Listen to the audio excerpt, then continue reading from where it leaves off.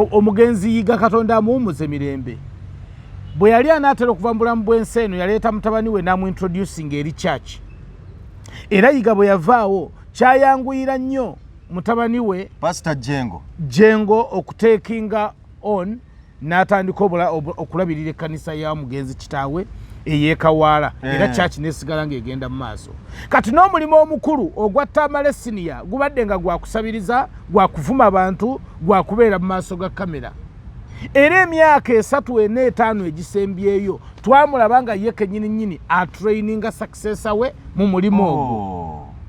kati Junior talina kyakukola kirala okujjako okutekinga on okukontinuinga ne business ya family yenno gyayita legacy kati simanyi oba ekigambo legacy kikyalina amakulu omulimo gw'okuvuma si mulimo era mukwano gwange Junior nsaba Mukama akugumye ekirungi kati oli mugumu era wavuddeyo n'otandika okwogera naye waali badde olowooza nnyo okukwata obulungi the social capital kitaawo gye yaleka ku nsi kuno social capital eyo either n'ogikolera bulungi social capital okitegeera either n'ogikozesa bulungi n'ogijjamu akasente n'otandika okukola emirimu egisobola okuleeta ssente nga si gyakusaba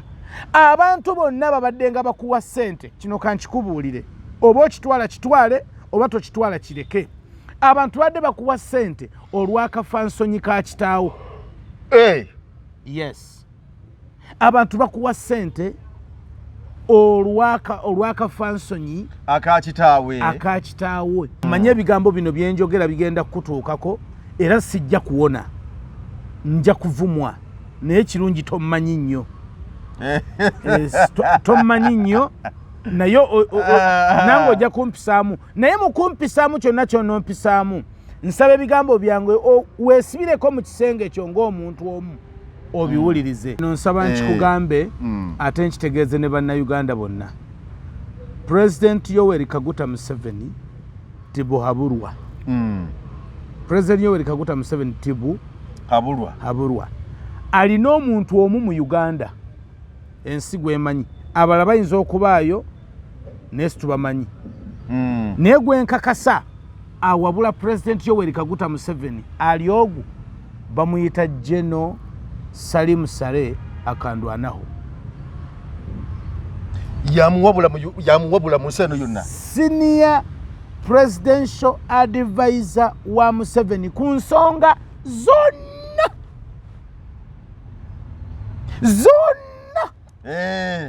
ekyo nkiddamu nti zonna ali ogu bamuyita Salim Saleh era president bw'aba alina kye yeetaaga okumanya okuva mu bannayuganda akibuuza Saleh yensonga lwaki bannamwandu bagenda wa Saleh abavuzi ba bodaboda bagenda wa Saleh abatakisi bagenda wa Saleh bapromota batogesa zino bali ggulu abalimi bagenda wa Saleh abategesi b'ebivulu babeera wa Saleh abayimbi babeera wa Saleh basenkubuge bannakatemba basula wa Saleh ekitalo bannange amakaga basomyeko ngegaawo omugose okimanyi nti abantu b'e Masaka mwenna muyimbanga basudde sebo akakayimba kenyimbe kasebata Fred anti okayimbye nga basudde italo bannange abagaga bazobyeko Saimo gambo otya nze ndi mulamu ndi bulungi sina tabu neemu nagamba nti obulamu buno tobwekaluubirizangako nnyo tobwekaluubiriza bulamu teweefuula nti gwe masita w'okujja ku mu nsi muno mu nsi tewali yayagala ng'ayingira yensonga lwaki ate teryayagala kugenda kufuluma kati ye logiki y'ensi ensi buli agiyingira ayingira akaaba era afuluma anyolwa kukaaba naye lwakuba mu kufuluma bakaabira bukaabizi abo bamanyi okulaajana kati ekintu ky'otayingiramu olw'okwagala kwo teweefuulanga nnyo champiyoni waakyo just no lino kkubo tuyitamu buyisi shortly we live here ne tugenda gye twava tetumanyiyo ate ne gyetulaga teryamanyiyo era tewabangawo omuntu ava eri n'akufumbafumba mbw akuyigiriza obulamu eyo gy'olaga Inze ndabe yali mukama wano agamba eggulu. Tasobola. Era yagamba ati naye eggulu alirindirira ajja kugenda mu ggulu. Naye babimulimba. Kane nalimba manyi kiringa mboozi ze bakujumiza bakujumiza emboozi naawe nojumiza omulala n'oli najumiza omulala ne mweyongerayo bwe mutyo ate era bwe bulamu bwe tuwangaliramu ku nsi kuno ku nsi kuno tubeera mu bulamu obw'okulimbibwa n'okulimba abalala n'okwerimba kati bwe tutyo bwe tuwangaala so mukama lwaba akuwadde ng'oli mulamu ne bukya ne buziba sanyukira akaseerako omusajja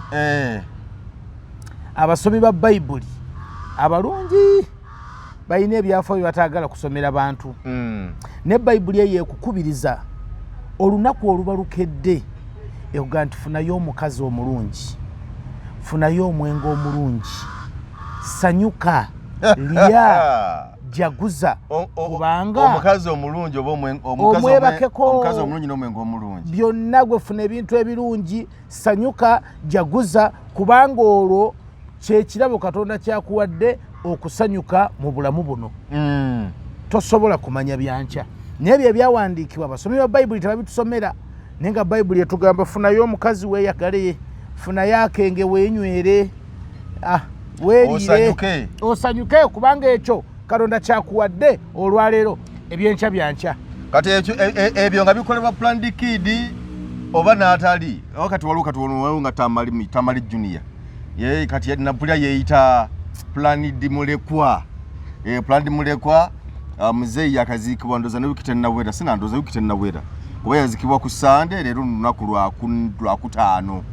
niya kumyoda ne mawulire ayogeraga Planned mulekwa ne mulumbe mwennyini yalimu era yalinga ayogera mu mawulire ng'atambula nendowooza nti oba ekyakikola lwakuba nti kamera zaali nnyingi nnyo mulumbe omanyi olumbe lwa Tamale mirundi senior lwakolera abantu ssente bangamba abaana ku YouTube okwo bayinza n'okukyusa ebidduka abaana bakolera ddala ssente abamu bakwata ne gadgets ezaakula ne baziteeka waliwo TV stations ezaatwala ebyuma byonna station ne bagiteeka wali kaakati wuuno Tamale bamukyusa kaakati wuuno bali mu kusima kaakati wuuno bateekayo obuntu bwa ddakiika 2-3-4 ne katambula emitwalo 2 mitwalo 3 n'ebyo byonna byonna ng'obitadde ku bbali olunaku lwaleero njagala kubaako obubaka obutonotono bwe ntuusa ku mulekwa Tamale Planned mulekwa sebo okwongerako kye yeeyita ate yagambye mutagala baddemu kumusako ka Junior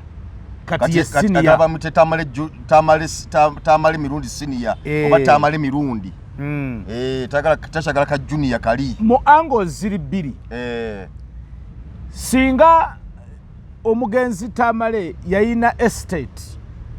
bwe njogera ku estate ntegeeza ebintu ebirabirirwa nga business ebintu ebyamakulu ebiri awo nga bye bisigadde mu mikono gy'abamulekwa omwana oyo yalibadde bize ng'abirabirira naye estate yesinga obukulu gye yaleka mu nsi muno mukama waffe awumule mirembe kwali kwogera era n'akuyigiriza bulungi mutabani we bakuyita okuvuma era n'akuyigiriza bulungi omutabani baluyita oluseke era n'aluyigiriza bulungi mutabani we mufuna bulungi omugenzi yiga Katonda amuwumuze mirembe bwe yali anaatera okuva mu bulamu bw'ensi eno yaleeta mutabani we n'amuintroducing eri church era yiga bwe yavaawo kyayanguyira nnyo mutabani we Pastor Jengo okuteekinga on n'atandika okulabirira ekkanisa ya mugenzi kitaawe eyeekawaala era church nesigala ng'egenda mu maaso kati n'omulimu omukulu ogwa Tamale senior gubadde nga gwakusabiriza gwakuvuma abantu gwakubeera mu maaso ga kamera era emyaka 3-4-5 egisembyeyo twamulaba nga ye kennyini atraininga successor we mu mulimu ogwo kati Junior talina kyakukola kirala okujjako okuteekinga on okukontinuinga ne business ya family yenno gyayita legacy kati simanyi oba ekigambo legacy kikyalina amakulu okukozesa mu bulamu bwaffe bwe tuwangaaliramu kuba nawuliraga nti nina okusigala nga ntwala legacy ya taata wange nemuga wiiki legacy era nze nja kuvuma namulabye ng'avuma Senkubuge kwagala kumuteeka wali ng'avuma ni buli muntu yenna amusala mu maaso ng'avuma ningamba ye banange yatese enkubuge yabadde amuvumira ki owaayi balabika babeereyo ne full figure ku TV balina bye boogera Senkubuge ne full figure we manyi nabo bafuuka ekizibu eri eggwanga babeera okwo balina ebintu byabwe ebyo show yaabwe engeri gye bagikolamu kakati omwana najja n'asumulula n'asooka atwala Simon Muyanga Lutaaya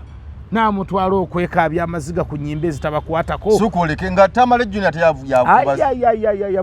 ate nabeka kiripo nga babadde ku interview era bwe yamaze n'amuyita n'amugana naye kakati gwe kyakumpisaamu eggaali omanyi waliwo ebintu bye tukozesa nga tusweeteningisa ebikaawa tubifuule ebiwooma kibi nnyo okushugacoatinga ebintu ebimu mujja kuleetera abantu obuzibu omuntu bw'aba muvumi okuvuma tebakuyita kuyisaamu ggaali kubanga ekyo oli bw'okyogera obanga akigonzezzaamu kaawo namuyisizaamu eggaali oba yamusizaamu eggaali kati atategeera nnyo kinkyawala nage oba yamuyisizaamu eggaali naye nga kitegeeza kuvuma okitegeera that is sugar coating words kyekiringa oluseke ngenda wano ku luseke oli ayinza oba ogenda kunywa malwa oba agenda kunywa kasoda kumba agenda kusabiriza gamba abantu nti baneekano kemulaba nkubya ekikalu ngenda kusabiriza ngenda kukola bwa masiikiini that is sugar coating some statements ne tumaliriza nga tuwabizza abantu omulimo gw'okuvuma si mulimo era mukwano gwange Junior nsaba Mukama akugumye ekirungi kati oli mugumu era wavuddeyo n'otandika okwogera naye waali badde olowooza nnyo okukwata obulungi the social capital kitaawo gye yaleka ku nsi kuno social capital eyo either n'ogikolera bulungi social capital okitegeera either n'ogikozesa bulungi n'ogijjamu akasente n'otandika okukola emirimu egisobola okuleeta ssente nga si gyakusaba abantu bonna babadde nga bakuwa ssente kino kankikubuulire oba okitwala kitwale oba tokitwala kireke abantu badde bakuwa ssente olw'akafansonyi ka kitaawo yes abantu bakuwa ssente olw'akafansonyi akakitaawe atakumanyako kwashumbise musoma nyokoromya kozire lulimi lwa Kinyankole waliwo olugero lwabwe olw'Ekinyankole abantu bonna bobadde osisinkana n'ogenda ewa General Salim Saleh n'ogenda ewa Jenani n'ogenda ewaani obadde otuukawo nga omuntu aga nti nze Tamale Junior nti mutabani wa Tamale mirundi tyaba muleka ayingire nga kye bajja okukuwa kyonna bakikuwa lwakuba nti balina ensonyi ku kitaawo ng'akyali muki mulamu ng'akyali muwayi bw'otawa mutabani wa Tamale mirundi bwaddayo onfuna bulungi ng'era batya nti kitaawo bw'oddayo ajja kubavuma omwana wange ne batamuwa kakati ekyo kigundi atandika okukunamya amanyuma atandike okukunamira gwe nkukunamidde atandika okukola byonna byabadde ng'akola kati bwe bulamu gwe bw'olowooza nti kitaawo yakutendeka omulimo onfuna bulungi kitaawo byabadde ng'avuma abantu ekitaawo yamutendeka omulimu ye bw'akimanyi era ye planned mulekwa and that is the plan that the father left sebo taata wese babadde alina ebyobugagga alina mayumba mataka it is okay nze njogera ku kino tonteeka mu mataka tonteeka njogera ku kikolwa ekitambula ekigenda mu maaso kati omulimu ogwo gwe gwolowooza nti kitaawo yakutendeka gubadde gukola nnyo nga nannyini gwo waali proprietor waagwo kagutandika CEO nga waali era naawe wakyogedde mu statement gye nawulidde obulungi ng'oli ne Simon Muyanga Lutaaya ng'ogamba nti mubadde nga muteesa gwono n'afubutula eno gwe n'ofubutula eno ne musinkana wakati ne mugabana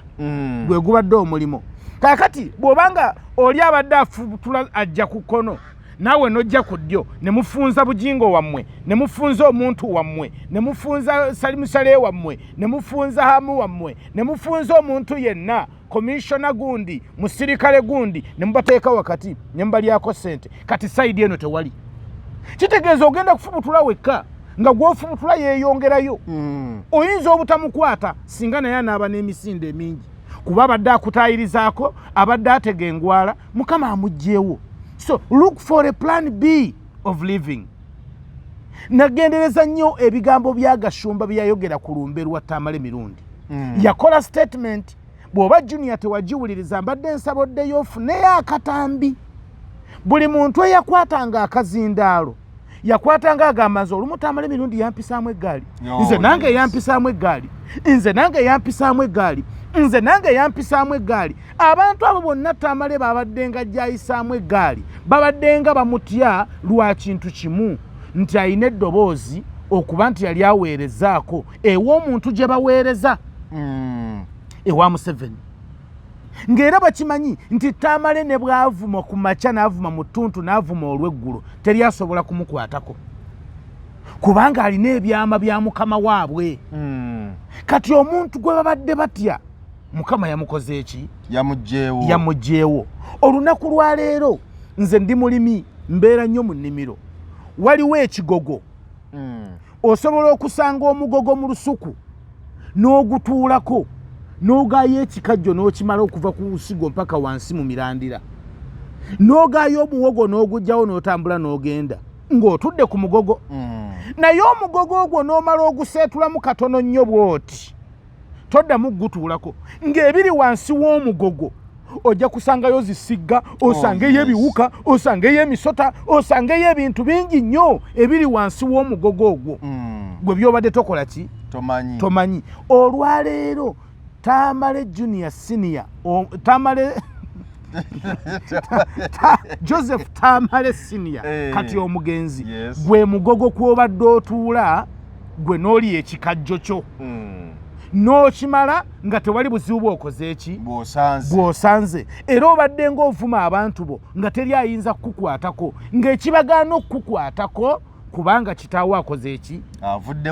Abaddewo. Kati kitaawo avuddewo. Omuntu yenna gw'ogenda okuyisaamu eggaali agenda kujja direct to you nga talina muntu gw'atiiririra kubanga gwe badde bakwatirwa ensonyi takyakola ki? Takyaliwo. Ng'era n'ababadde bakuwa ssente ababadde bakuwa ssente nabo bagenda kweveera kubanga ensonga gye babadde bakuweesa ssente badde baweesesa ssente gwe nayo yakoze eki? Yavuddewo. So tuula wansi. Oli musajja mugezi Junior, I know you're very bright. Osobola okusigala ng'okola oluseke naye ng'olukola mu ngeri eri positive. So si kuvuma baki? Bantu. So si kuvuma bantu. Kati abantu abamu tebamanyi Tamale yava ku kyavuma abantu. Yava ku ki? Bwali bunyiivu. Bwali busungu. Twakyogera mu interview yasembayo wano. Nti mayanja bwe nzija n'enkuweereza n'entuuka ekiseera n'empulira nga siri paid back sifunye nga bwe mbadde nkirowooza nja kunyiigira n'abakuli emabega bonna mbanyiigire. Era Tamale we yatandikira okukola ki? Okukola ebyo. Tamale ng'akyaweereza Museveni yawaananga Museveni okuva ku makya mpaka olw'eggulo ng'alina programs ku almost buli radio mu Kampala ng'alina programs almost buli TV mu Kampala. Ng'era ku ssaawa emu abeera ku TV eno, ku ssaawa 2 ku TV eri, ku ssaawa 3 ku TV eri, ku ssaawa 4 ku radio eri, ku ssaawa 5 ku kimeeza kyeri, ku ssaawa 6 ku platform y'ono, ku ssaawa 7 ku channel y'ono. Ng'era ye muntu ayogera okuva ku makya mpaka olw'eggulo ng'awaana erinnya eri limu Museveni. N'ali wano okumala omwaka 2, 3, 4, 5, 6, 7, 8 akwata ogw'ekkumi n'egiringa egyo. Kati n'atuuka ekiseera ne bakiikinga out. Bwe baakuba tteke n'awulira nga tewali kyasobola kukola kirala okujjako okukyusa omudumo. Buli wabadde ateeka plus ateekeo kati minus. Buli wabadde awaana kati avume buvumi. Ogenda okuwunzika ng'obulamu buli bwe butyo. Naye nga ne bw'abavuma ebiri bitya basigazaamu kalika respect ke bamuwa kubanga yali abamanyi nga ne bingi by'amanyi ebiri munda nga tebasobola kumuddiza. Naye kati Junior tolina ky'omanyi. Ne bw'oba olina ky'omanyi baakubuulira kibuulire tewakiraba. Tekikyabakwata. Tokyalina kintu ky'oyinza kulangira state n'ekiwulira eba n'ekitwala serious nga Tamale bwe yali badde nga yakikola ki? Nga yakyogera. kuba Tamale bwe yayogeranga ekintu ng'aba ne evidence yakyo nga kyakolebwa wali ng'era akimanyi nga bw'agamba nti gundi minisita gundi ne gundi gwe Diana Atwine wakola bwoti ne bwoti gwe gundi wakola bwoti ne bwoti nga tosobola kuwakana kubanga Diana Atwine yagenda okuyingira ng'olede Tamale mwana ewaka kati Junior olina okugenda slow genda slow kozesa bulungi abantu abasigadde nga bawa kitaawo ekitiibwa beekwateko bakuba oluseke oluli positive bw'omala obbakuba oluseke oluli positive baako akasente ako kyokakolamu obe nga weekulaakulanya ove mu bulamu bw'okuvuma abantu ne mu bulamu bw'okulowooza nti ensi ogenda gitwala nga bw'oyagala toli wa kitalo kati ogenda kulaba n'abantu abatalina maanyi nga basobola okufuuka ab'amaanyi gy'oli fe abamu twali tukirozezzaako nze sirina kigambo kye navuma full figure wadde eki sirina kigambo kye namuvuma wadde eki naye okumugambako obugambi nti gundi lekerawo okuwemula n'okusiba abantu abawemula toli nnyo w'amaanyi naga kankulaga amaanyi nasibira luzira era ekyantwaza eruzira kubanga mu mugongo gwange tewaaliyo w'amaanyi atiibwa nga nakati Junior bw'akola ki bwali ow'amaanyi abadde mu mugongo gwo twamuleka Rakai kati olwaleero Mukama Katonda ye w'amaanyi wo so nze ndowooza nti okuvuma guleme kubeera mulimo gyali okuvuma guleme kubeera mulimo eri Junior eno ensi kati etandise okubeera entono omuntu bw'oviirwako mukadde wo ensi gy'obadde olowooza ng'engazi etandika mpola mpola okukendeera etandika mpola mpola okufunda singa tekibadde ekyo teyaligenze kusinkana Simon Muyanga Lutaaya nga yakamuyisaamu eggaali teyaligenze kumusinkana ku channel kubanga obulamu bwabwe eyo famire yabateetonda naye akabonero k'okumala okuyisaamu Muyanga enkeera n'ogenda gyali ne bwe batomugambye nti nsonyiwa kimala kulaga bulazi nti omenyese kimala okutulaga nti omenyese weetowazza kati ate ekyo bw'onookikola mu bantu bali abamafiya ogenda kuba weesudde bwesozi so sigala ng'okozesa amagezi g'obadde olina naye ng'ogakozesa mu ngeri erina discipline weeteeketeeke be humble ensi eno ejja kukugondera abantu bangi nnyo abafunye obulamu obulungi nga bakadde baabwe bamaze okuvaawo abantu bangi nnyo obulamu bwe bukyukidde ne bubeera positive ne babuuka bafuna ekifaananyi kye kya planned mulekwa kitaawo yateekateeka mu byateekateeka ebingi yakwana emikwano emituufu yakwana emikwano emituufu egirina ku ssente okitegeera kwata olunaku lumu gende wahamu muge muganda wategedde nti njagala kubeera brand ambassador mu kintu bwe kiti ne bwe kiti hey I have this plan kubanga alina background eya kitaawo abantu bangi President Museveni bayambye nga tabayamba lwakuba bonga bo wabula bw'abaako byajjukira kitaawe bye yakola ng'akwata ekkubo n'amuyamba n'atereeza obulamu bwe naye tajja kukuyamba tewali muntu agenda kukuyamba nga gw'omaze okwebrandinga ng'omuvumi abantu abo nabo batya agantu wavumidde mayanja enkeera nze gwazzaako so okuvuma guleme okubeera omulimo eri muganda wange Tambale ekyo si kiwagira okuvuma guleme okubeera omulimo oguli official eri bannayuganda ne bwe yali badde senior waali wadde senior avuddewo kati gwe senior be a senior akola ebintu ebirungi kale naawe sooka okole ebirungi omale onyiige sooka okole ebirungi omale onyiige etumale twebuuze nti bannaye omusajja yabaaki naye kati gw'onyiiga tewali naakunyiizizza omusajja ali mu kukunguba omusajja ali mu kukungubagira mukwano gwe gw'abadde naye Mayanja tusobola okuba nga tuli wano ffenna ng'oli alabanga ffe abatuula obutuuzi ku channel ne tunyumya naye Mayanja nenvaawo Mukama n'ampita n'ojjukira byonna gye tuzze tutambula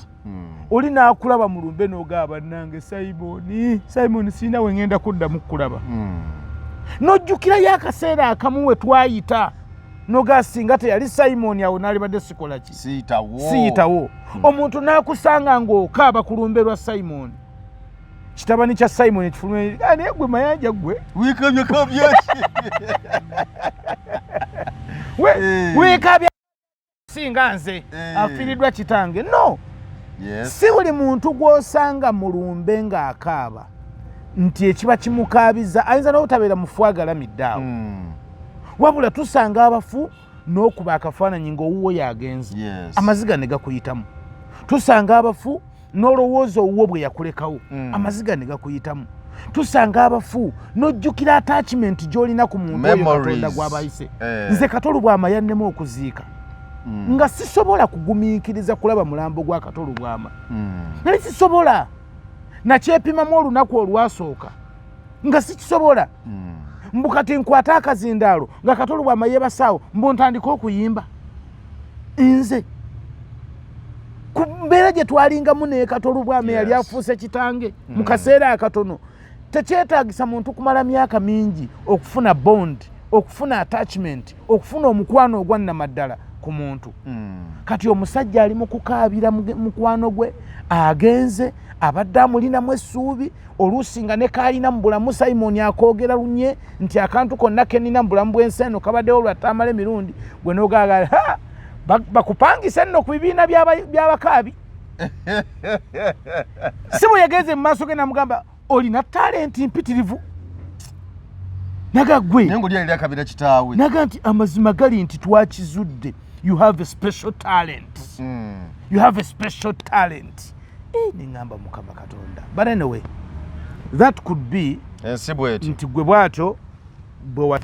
oyinza okubanga bwotyo gwe bwateekebwateekebwa naye enteekateeka eyo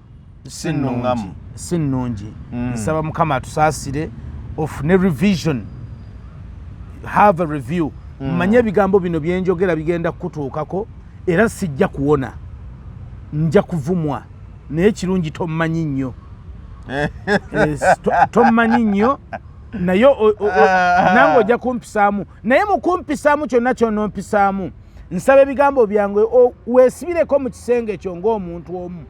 obiwulirize n'abantu abakulu bonna abasirise abatakugamba ye message gye balina eri obulamu bw'Otamale Junior bonna boolina kebabeere bafollowa bo ku YouTube kebabeere bafollowa bo ku TikTok kebabeere bafollowa bo all over the world kabeere maama w'omukadde omulungi kebabeere baganda bo ne bannyoko kebabeere bataata bo abasigadde basali ne bannaabwe ebigambo bye balina okukugamba byebyo nsaba weekubeko mu tooki mu kifuba ogambe nti mulimo gwa kitange guno ngenda gutwala mu maaso ne ngenda gutwala mu maaso ntya okitegeera Tamale mirundi omulimu gwe gwali gwa mawulire n'agukola bulungi bwe yafuna omukisa ogusavinga His Excellency Yoweri Kaguta Museveni n'amusavinga bulungi nnyo royalty gy'otannaba kulaba okitegeera era nga Tamale musajja wa Kaguta 100% teyamulyamu lukwe wadde olunaku n'olutya n'olumu then bw'amala obukaawu abufuna lwakumala kusavinga muntu n'amaana akwatibwa ku nkoona ng'awulira nga atafunye kimala olw'emirimu emirundi gye yalinga akola ki yalinga akola so the same way bw'oba ng'oyagala kutwala legase ya Tamale baako bw'osavinga obulungi totandikira gye yakoma ng'odda mabega totandikira mu kuvuma totandikira mu kunywa kawalagi totandikira mu kubangalabiza abantu totandikira mu kunamira abantu kuba eyo bwe bulamu bwa muzeeyo bwakoze eki obwasembyeyo bino mbikugambanga mukwano gwo kubanga nkwagala enswera ekwagala yegenda okugwa kubwa era kyendi mu kukola kyekyo it is what I'm supposed to do nze Simon Rock ensonga ya Tamale Junior badde nsaba tugiveeko Eddie Kenzo y'omu ku mikwano gyo era mbadde nsaba ssebo tumwogereko nga tumwogerako nga mukwano gwo mbadde nsaba omwogereko ku bannayuganda bonna abatulaba essaawa zino Eddie Kenzo wetugere essaawa zino mukyala we minisita naye ate yamaze dda okuba ng'akoonola ekyobu advisor wa President Museveni ku nsonga z'ebiyiiye So yamaze okukifuna ky'obwadvisor naye nga fena tukimanyi tina Dikenzo ne kenyini akyogera tine P1 aleka tiyagimalaako talina mutawaana ku ekyo n'ebirala byonna Dikenzo anasobola okwadvising omusajja Yoweri Kaguta Museveni n'okutambuza obulungi emirimu gy'obwa advisor mu ofiisi eyo olwa criticism n'ebirala byonna ebyogedde ku social media. Kino nsaba nkikugambe ate nkitegeeze ne bannayuganda bonna. President Yoweri Kaguta Museveni Tibu Haburwa. President Yoweri Kaguta Museveni Tibu Haburwa. Alina omuntu omu mu Uganda ensi gwemanyi abalala bayinza okubaayo nesi tubamanyi naye gwenkakasa awabula President Yoweri Kaguta Museveni ali ogu bamuyita General Salim Saleh Akandwanaho. Yamuwabula mu nseno yonna senior presidential advisor wa Museveni ku nsonga zonna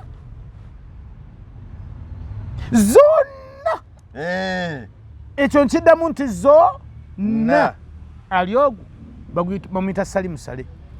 Era president waba alina kye yeetaaga okumanya okuva mu bannayuganda akibuuza Saleh. Yensonga lwaki bannamwandu bagenda wa Saleh, abavuzi ba boda boda bagenda wa Saleh, abataxi bagenda wa Saleh, bapromota batogeesawo zino bali ggulu, abalimi bagenda wa Saleh, abategesi b'ebivulu babeera wa Saleh, abayimbi babeera wa Saleh, bassenkubuge bannakatemba basula wa Saleh, buli muntu yenna agenda wa Saleh, ab'amagye abaazirwanako bagenda wa Saleh, abaana b'abaafiira mu ntalo bagenda wa Saleh, abasuubuzi bagenda wa Saleh,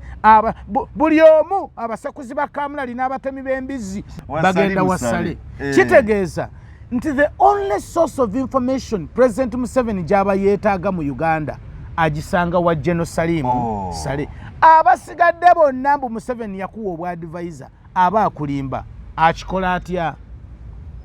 Museveni kyayawukana ku bannabyabufuzi abalala ye muntu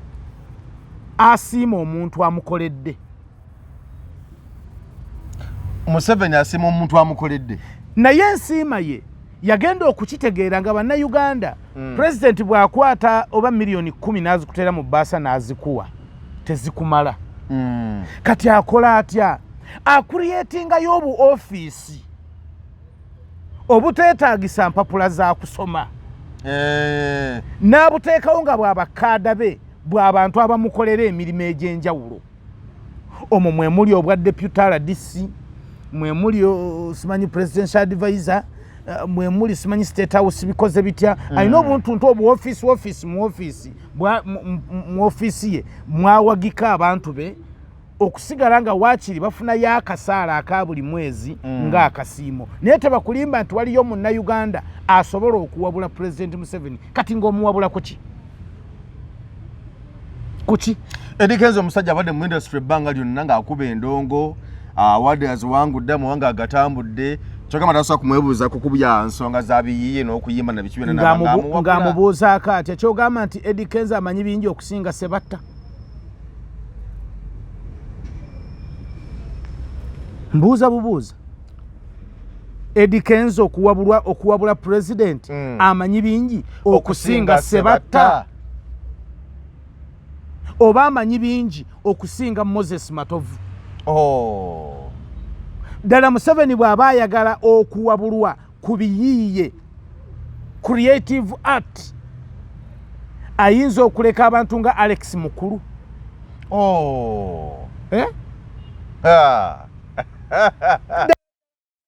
ng'anoonya magezi abantu abamuwabula ku art ayinza okuleka Ssenkubuge. Ombuulira oba ye yamuyingira okuba yali yamwesimbako ko bw'abanga ddala anoonya muntu ayagala okumuwabula ku biyiiye kyogamba nti John Sega wataliiwo waali abantu abasobola okuwabula Museveni kyogamba Balamu ebyo tabimanyi kubanga industry agibaddemu tewali kyatamanyi. So oli takulimba era obwami tebabukuba mukulembeze. Naye saagala mukwano gwange Dikenzo olowooze nti President Yoweri Kaguta Museveni mbu ddala kaakati akulowoozezaako nnyo era ogenda kumuwa amagezi ogenda kukola ki? No. He has just created a small office for you okubeerawo okufunayo kakasente ng'omuntu yenna bw'afuna kasente okuva ewa president. Ekirala okwongera okukuteeka wansi n'okukusaanyaawo. Musaanyaawo ate nga yamadde office mwagenda okuba ng'afunira ettooke. Ati bannayuganda kati bannayuganda Kenzo bamaze okumusiibula. Bamusiibudde ate si mu bubi. Mu bulungi. Kubanga bo balowooza nti bakutuusizza kati ofunye omulimu. Omanyi nno waliwo ebintu ebitakoleka. Omulimu gwaffe ogw'endongo mulimu gwa sympathy. Gwa bambi. Kyova olaba nti abayimbi baffe abawano tebaddikira yalinga bya bugagga byabwe. Tebaagala nsi bamanye nti bagagga. Kubanga ensi bwena bamanya nti bagagga egenda kuba tekyabawagira. Gwate omuntu bilioneya ojja otya n'ogaa nti okuyingira kwa kasanvu. Musibye kideeya. Abayimbi ba wano tebaagala nnyo kulangirira abakazi baabwe mu lujjudde lwa nsonga nti bakyetaaga population y'abakazi abajja gye bali babaweene ku ssente nga balowooza nti bayinza okubaganza. Kakati ekirowoozo ky'okulaga abakazi baabwe nakyo ne bakittira omwo. Kati Kenzo olwaleero bwe wasanya Mutooro abantu tebakitwala nnyo wala kubanga oli musajja eyeetaaga omukazi. Era bakitwalira mu perspective y'okukomparinga Nyamutoolo Rema. Bambi bamwogeredde nga talinaabo. Ne bamala ne tudda mu kintu kya federation. Abantu ne batategeera kuba twasooka ne tubagamba nti federation eno gavumenti yegikola ki? Yegiteekawo. Abo ne batakitegeera bulungi nti Museveni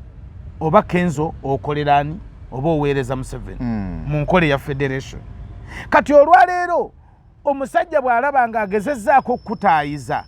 naye public tekutegedde bulungi kuba Kenzo abadde akyakola ebivvulu bye ng'abantu bamulaba nga muyimbi waabwe. Ababuzaabuliza bwati. Kati waliwo omusajja bw'alaga nti anti ono ye mwabuzi wange era byonna byenkola nti ono yampa amagezi. Kati kyonna Museveni kyakola ekinyiga bannayuganda kiba kikukwatiramu Kenzo kuba mwe mubugiriza nnamunswa mwe mumuwa amagezi okunyigiriza bannayuganda, mwe mumuwa amagezi okutulugunya abatulugunyizibwa, mwe mumuwa amagezi abali mu makomera bafiireyo. Baba tebakulowoozaako ng'amuwa amagezi ku byabayimbi bokka. Era kati mwe mumuwa n'amagezi ab'ekiteezo okubonaabona ne kasasiro. Mwe mumuwa amagezi enguudo okuba nti tezikolwa. Mwe mumuwa amagezi amalwaliro gabulemu eddagala. Mwe mumuwa amagezi buli nnaku yonna eruma munnayuganda. Mwe mumuwa amagezi abasuubuzi babongera omusolo. Ifiriso obutagijjaawo. In so doing gw'abadde avuga Kalayiniko ng'omuyimbi ng'ogenda abantu ne bakuwa akasente, Kalayiniko kagenda kulinnyibwamu eggere.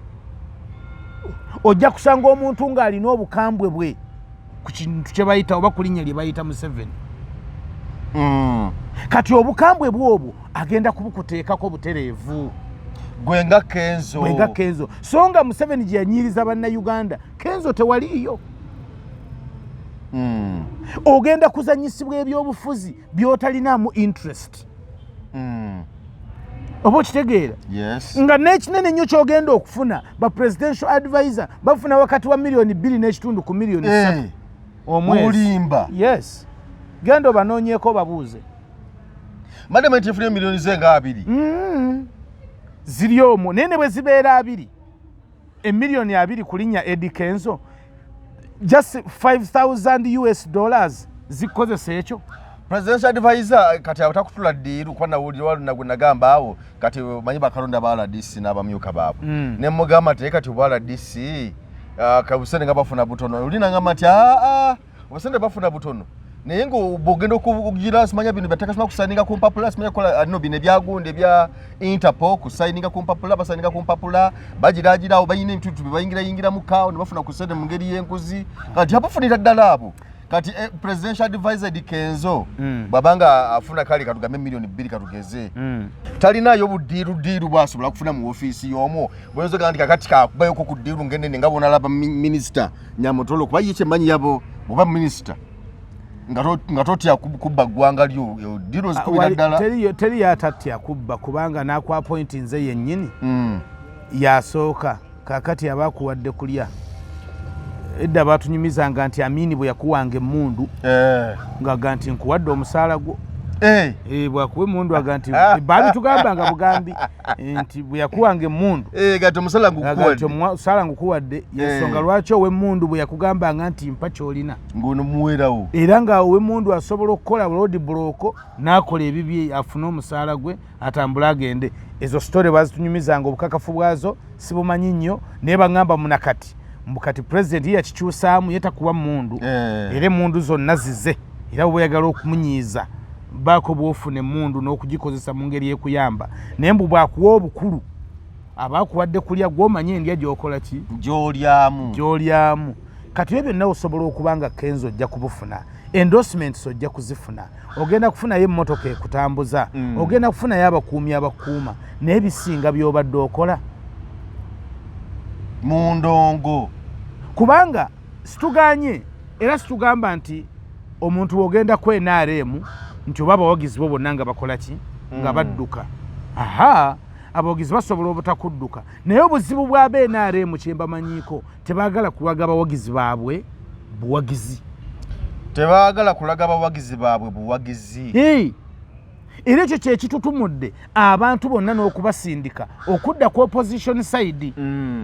kubanga owa NUP bw'agamba abantu nti people power ensi yonna egamba nti our power naye owa NRM bw'agamba nti NRM oye ne bwe luba olukuŋŋaana lw'NRM owa NRM bw'agamba nti oye oyagala kwogera oye gamaga nalindaba kiripu ya Soloti okwo kiripu ya TV ya Soloti ng'olina amaanyi agala basoloti ku Facebook okwo eba butambula bukiri kati nendaba omuhozi yali Masaka waliwo wano bye baali bagamba abaali bakyusa okuva mu NUP bakansala bakyusa okuva mu NUP okudda mu timu muhozi kati nabalaba nga bali mutudde mu tenti yaabwe awo abamu baali balese bali awo kati nga omusa kugamba bagamba muhozi oye nga bo bali bati kati neŋŋamba abantu abakyuse mu kwagala lwaki batunzaamu kamera ene bagamba muhozi oye nga ate muli bwe muti byebyo okuwagire neŋŋamba kiki kino abawagizi b'NRM balinga bali bambizzi tebagiriira ku kkubo ne bw'omusanga n'omugamba oli embizzi agyegaana nga naye ate yasooka okugisasulira abawagizi b'NRM balinga basoga. I don't know why they are not proud. Omusoga wapi omusana wawe oli musoga ntya nani amala kitegeera nti tewali mutawaana wanaga nti tuli basoga ffe tuna mutawaana so naye abamu anti era abamu era bavayo ne beeraga naye era beeboolubatu ddala abamu babigaanira ddala balinga emabega kaawe emyaka nga 5, 6, 7 ng'omunyarwanda omugamba nti oli munyarwanda akukuba emiggo naye kati osanga n'abaganda akugandimu akasaayi k'e Rwanda naye ng'akimanyidde ddala talimu yadde akasaayi wadde otuzi tw'e Rwanda naganize ndimu akasaayi k'e Rwanda era kati ensi egenze ekyuka bano ne batandika esinga ne omutoolo nga nti gwomutoolo simanyi lwaki oli abawulyanga gubajereza obasimanyi lwaki kyabanga kivumo bakolanga ebintu nga tebituuse naye kati ennaku zino buli muntu ali proud okuba ne gyava naye ab'NRM tebaagalira ddala ensi okubalaba nti baaki b'NRM olw'ebikolobero ebikoleddwa ku bantu bye batasobola kugumiikiriza kugamba nti ffe twabikola okitegeera buli obulumi bwe bubeera mu bantu gwe n'obeera ku sayidi y'abanyigiriza ne bw'oba olina ky'olinayo oba ky'ofunayo obanga waliwo kyotafunayo era kisigala kikukwatirayo ng'omuntu kakati awo mukwano gwange wagenda okufunira obuzibu Kenzo obuzibu agenda okufuna nti kigenda kumutwaliranga akaseera okukola byabadde akola tuwaye gyabadde akola n'avuga n'ava eno nadde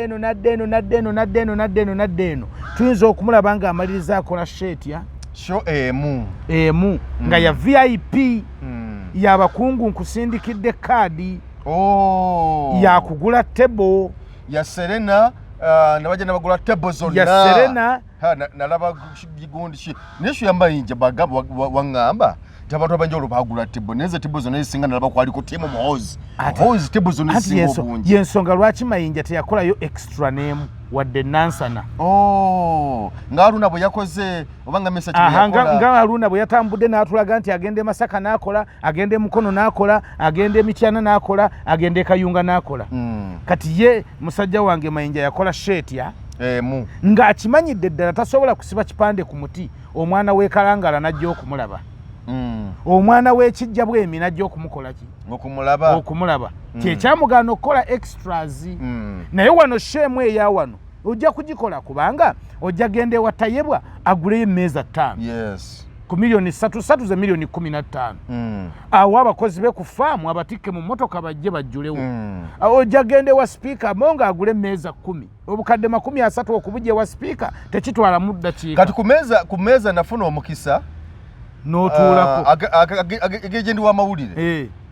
kati manyi bubera ku kamera lumaira n'ofuna w'otuulaawo kaiza nalaba katebe nga keerere n'entula kuki ku mmeeza yasasuddwa nengenda okwetegereza abantu abatudde ku mmeeza abala balinga 7 tewali avaamu mitwalo 2 ng'ogyeko n'ekyo nenga bo tebeemanyi okitegeera nga tebeemanyi nenga bali ku tebo timu Muhoozi nawe watuula ku Muhoozi nze wakiri awo ntuula wansi ku kapeti banjalira akakeeka okutuula ku tebe naye kyenyamba okumanya nga kuliko ekipande ekyo naye kyenyamba okumanya banjalira akakeeka awo kyenyamba okumanya nti tebo zino zigulibwa naye ate abantu abazitulako tebaba baaki kati eyo layini mukwano gwaffe gyayolekedde okukola ki okukwata kenzo eyo ye layini gyayolekedde okukwata nti abantu bagenda kumuteekako obunyiivu abantu bagenda kumuteekako obusungu obutali bubwe ng'ate oluusi talina kyabakoze ye nga ye naye olunaku lw'ovaayo n'ogenda ew'omuntu baga nti omukyawe bwawerekera akubanja nga gujabagidde era awo wewokka wenalabye obuzibu simanyi oba kikola bubi oba mukyala ye yarobinze n'aleeta mu famire yasoose n'okupositinga awo ngami tanapositinga oba omukyala ye yarobinze mukama yamanyi naye we have lost that artist mukama atusaasire twalabyawo ne gundi Alien Skin Bebe Cool Chameleone babadde wa muzeeyi era bonna kati kibi nnyo okubeera nga layini eyo naawe gyokoze ki nga gyokutte sikyogera mu mutima mubi Alien Skin bwe yali ng'akyalina amasannyalaze kangayita amasannyalaze aga Bobi Wine okuva mu luyi lwa Palaso onfuna bulungi ng'asala okudda eno bw'ati yasobola okuteeka ku Freedom City ekintu era ne kikola bulungi kyesimanyi bulungi oba olwaleero Alien Skin bw'alanga Freedom City era abantu tubasanga ne mu parking nga wajjudde simanyi era njagamba mukulu Abitekisa mututegekeremukko ku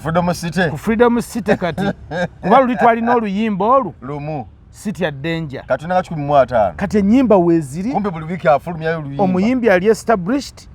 endongo weeri naye simanyi wa Freedom City ekyayinza okuddamu nejjula nga bwe yajjulanga luli ekyamu not so much sure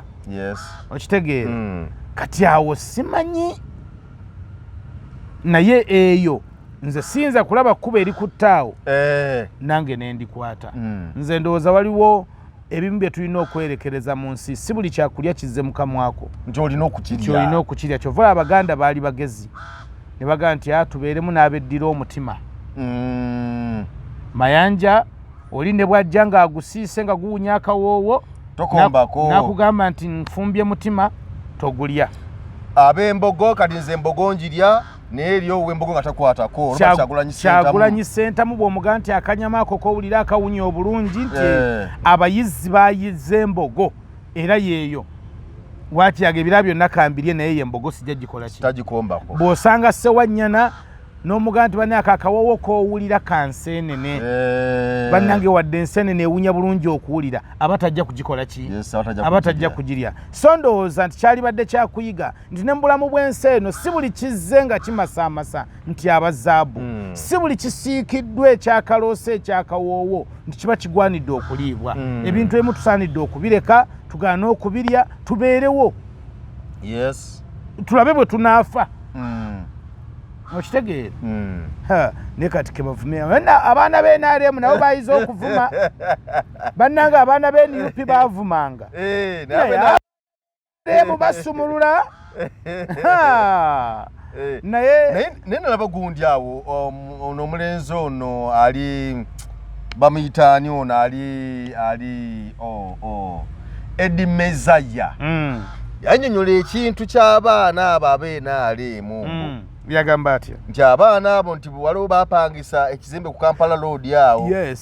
ne bateekamu zi kompyuta mpitivu bya Eddie Mezaya kubanga naye era kijja kukuba nti naye bamuyita akola omulimu gwe gumu naye mbu bayalemesebwa bulemesebwa bayagaana naye mbu kompyuta zibeera muli abaana gwe muli bava waka ne bagenda wali bonna kati ngo oteekayo emboozi olaba kufiirako be basooka okugiraba ne bakomentinga naye ekirungi n'okusharinga basharinga mwebale mutuwa views baleka tubalekere wano olwaleero ndoze byetwogedde bimala byebyo ina mukwano gwange Simon nga tunabagenda ku mukwano gwo nsaba nsooke ssebo kuyozayoza okutuuka ku myaka gyo happy birthday myaka 39 gy'obukulu sebo twebaza omukama olw'okukuuma amina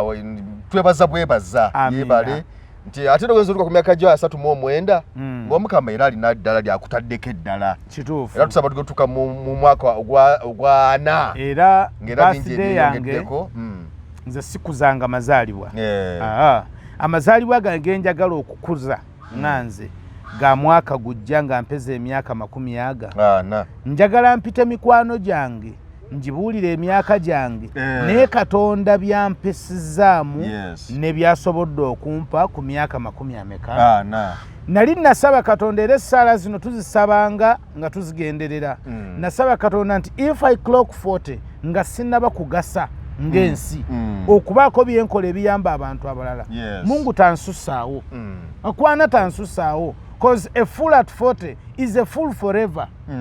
bw'otuuka myaka 40 nga tonnaba kubaako kyokola kigasa abantu balala vaawo abantu abasobola okukola emirimu egiyamba abantu abalala Mukama abayiseewo naye neebaza Katonda nti ngenza okuweza leero emyaka 39 okutandika olunaku lwange olusoose mu kigere ky'emyaka 40 at least nga nina kyensobola okwebaliza Katonda n'okumusaba nnyongereyo emyaka mpangaalire ddala bwe wabaayo omuntu asobola okunjagulizaako amazaalibwa gange nga ddala oli musanyufu oga nti Katonda tumwebaza olw'obulamu bwa Simon Rogo ku 0753 60 0 72 0753 60 10 72 nteerako ka message wagamba nti Simon njakuwa ekirabo kyo abantu bakwebaza nnyo kati essaawa zino mazaalibwa ge galiwo kati twebaze n'ebikolwa oli omusajja wange ali eyo Saudi simanyi linnya lye ate kusindika akamessage ako nange namulabaka we Saudi Arabia baawa nyina mikwano gyange abali e London Stephen Bakumpe nisooka okubire Bakumpe leero mazaalibwa gange Stephen Bakumpe kankuyiseemu eggaali ey'oluseke Stephen Bakumpe era nalinawo Robina Ebungereza tulinawo Bruno Semax oli mu Amerika Jemo Kasengo oli mu Amerika Selector William Jona yogedde naye nanga togezanga n'okirowooza nti nsobola okuwa yadde omutwalo kubalanga ebizibu byennina niye maama ti yewe bya Mukama wange byote biggwa ebbanga lyamaze mu Amerika kati agenda mu myaka 3 Karimu Sava oli awo bannange ebirabo by'amazaalibwa mubiise mpolampola kasendi wave n'enkola yonna esobola okuntuukako Mukama anaabampeera omukisa neyanze nnyo waliwo omukwano gwange Bobik ali Ireland Bobik ali Ireland oyo na director Chanja High School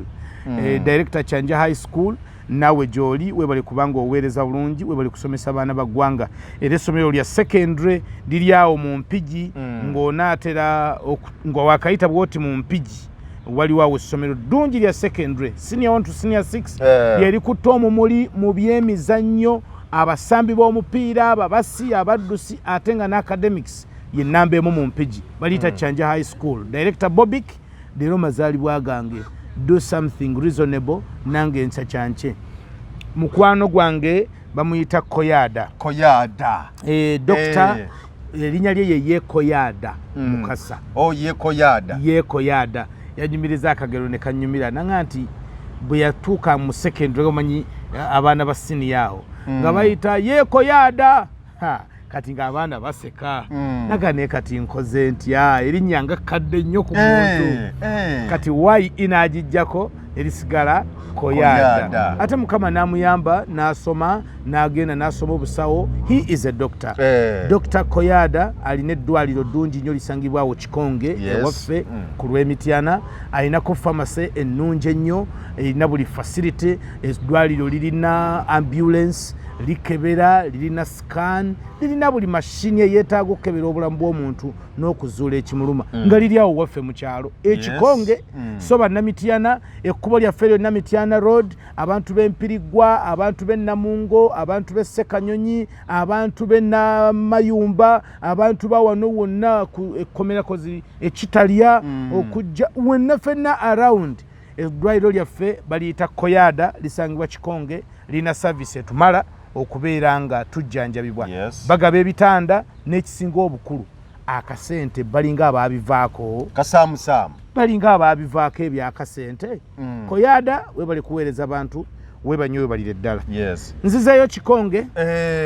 ku advanced. Amina. Mukama abampeera omukisa bazadde bange ndi eyo ndi mu kurinovatinga omanyi abaana bwe bafuluma mu ssomero baleka babomodde baleka bamenye kati olina okunoonya langi olina okunoonya akaseminti n'oddamu. Wansuubiza ensawo zange eza seminti mmeka? Zaali ensawo 5 nompaako mmeka? Izo zaali ziwera. Leero simazaalibwago ogenda mumpa seminti kyogere mu kamera katumalirize programu eno. Neyanza nnyo mukama wange neyanzeege badde munneebalizeeko Mayanja ampadde seminti naye naawe ali eyo ensawo kyetaaga mpitirivu nnyo atenda ku mazaalibwa gano ssebo. Essimu ogambye eri etya? 0753 60 1 0 7 2. Amina. Tobasiibudde.